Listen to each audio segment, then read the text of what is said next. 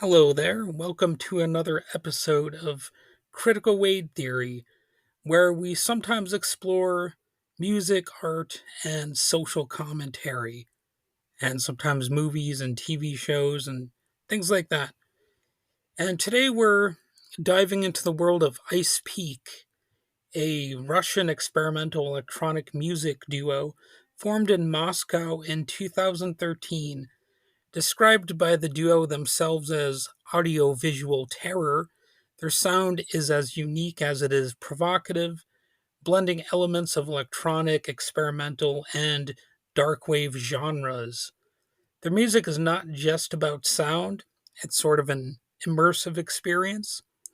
The combination of their haunting melodies, politically charged lyrics, and surreal visual style makes Ic3peak not just a band, but a movement. And who are the artists behind the sound?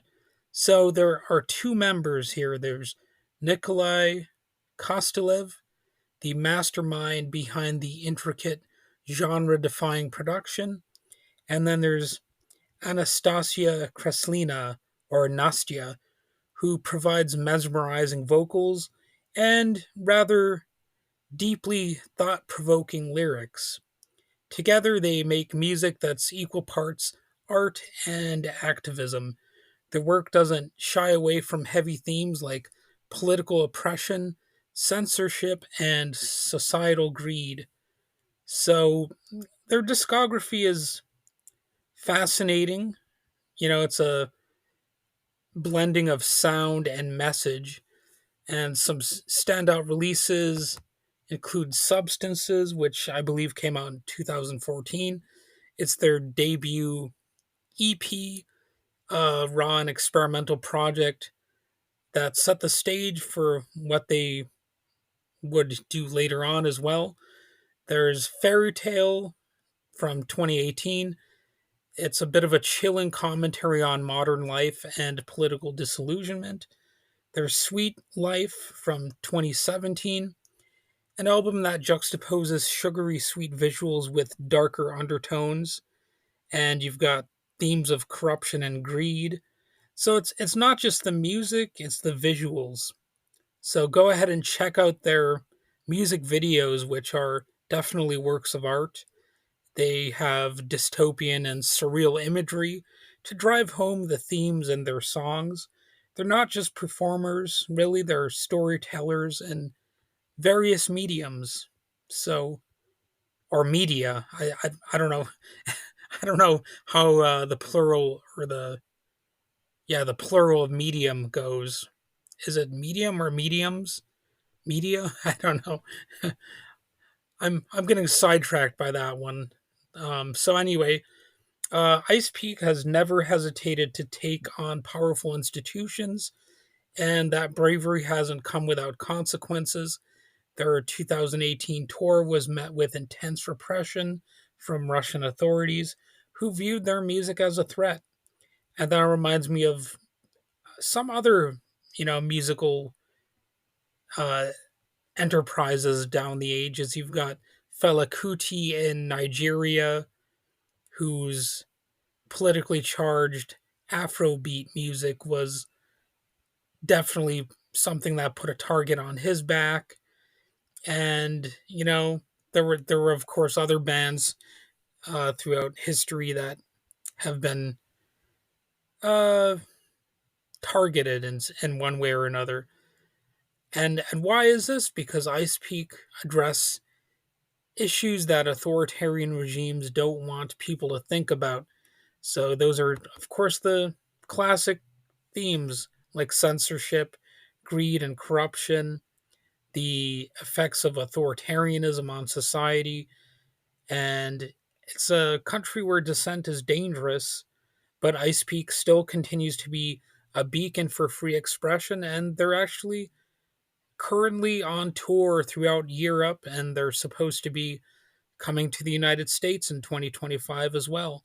So, despite censorship and attempts to silence them, they've amassed a pretty huge following. They have over 1.3 million monthly listeners on Spotify alone. So, they're getting the message out there. So why aren't they quite the global icons that they could be?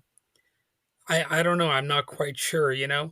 With their bold sound and even bolder message, you'd think Ic3peak would be a household name worldwide. But let's face it, major news outlets often overlook artists like them. It is likely because their music critiques authoritarianism, greed, and corruption.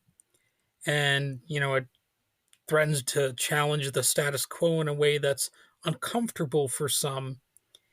And you can't have that. You got to keep that wrecking ball called business as usual crashing through people's lives, uninterrupted.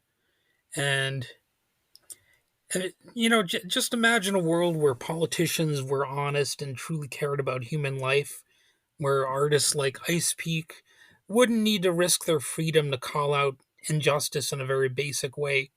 So their music is a powerful reminder of the potential of art to inspire change and sort of mock the face of oppression, which is something that they do pretty regularly. So if you haven't already, feel free to dive into their work. Go ahead and explore their albums, watch their music videos, and experience the audiovisual terror firsthand. You might just come away inspired to question the systems around you. So, thanks for tuning in to Critical Wave Theory, and feel free to subscribe if you see a subscribe button. Share this episode if you want. And until next time, keep questioning, keep exploring, and keep the good times rolling to the extent that it's possible. And of course, make some people uncomfortable along the way, too.